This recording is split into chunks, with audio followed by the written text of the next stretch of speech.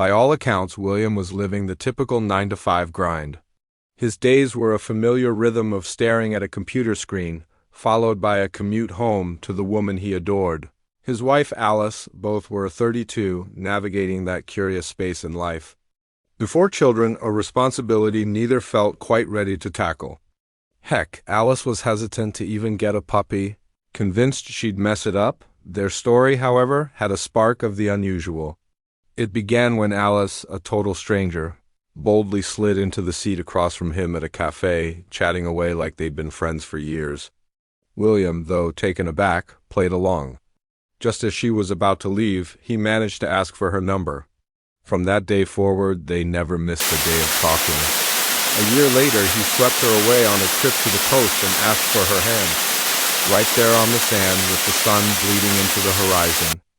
Overcome with emotion, she said yes. Fast forward 2 years, and there they were.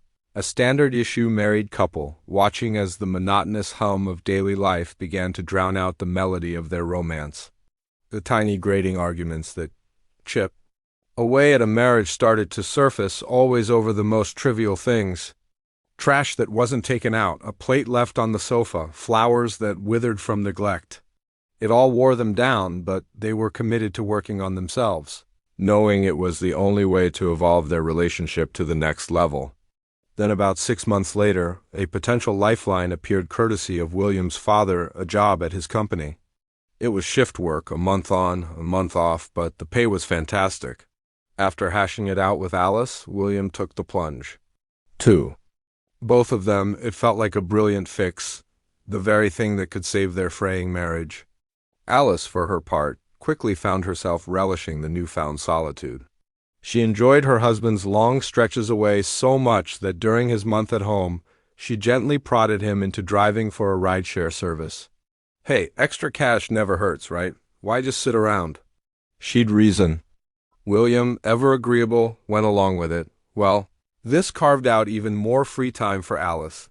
She had a chill job as a barista, mostly for fun and the social interaction it brought. Soon enough, she was getting swept up in a whirlwind of social. Invitations, late-night parties, buzzing clubs, cozy apartment gatherings. It was all a thrilling new world for her, and the young woman soaked it in. It got to the point where she would practically count down the days, until her husband had to leave for his next shift. You know, I hate the thought of leaving, William murmured dryly one night as they lay tangled in bed. Oh, come on. You're our breadwinner, Alice laughed carefully, masking the wave of relief she felt. Terrified he might see how glad she was for him to go, the arguments did die down. Sure, but only because they barely had time to breathe the same air. William was either away on his shift or out driving his taxi. During her month of freedom, as she secretly dubbed it, Alice was truly living it up. It was a heady cocktail of booze, laughter, and male attention, especially the male attention. She basked in their compliments, the way they looked at her. It was a sad little thought, but she couldn't remember the last time William had looked at her with that kind of fire. Years of marriage just have a way of changing things. At first. Her flirtations at these parties were harmless, all well within the lines of decorum. But as time went on, she found herself laughing a little louder at their jokes, leaning in a little closer. Then one blurry night, fueled by a bit too much wine, she crossed a line she never thought she would, waking up in one of their beds. Mortified, she ghosted the party scene for weeks, trying desperately to erase the incident from her mind and throwing herself into the role of the perfect doting wife. But the memory was a persistent ghost haunting her quiet moments. Every night it would play back in her mind along.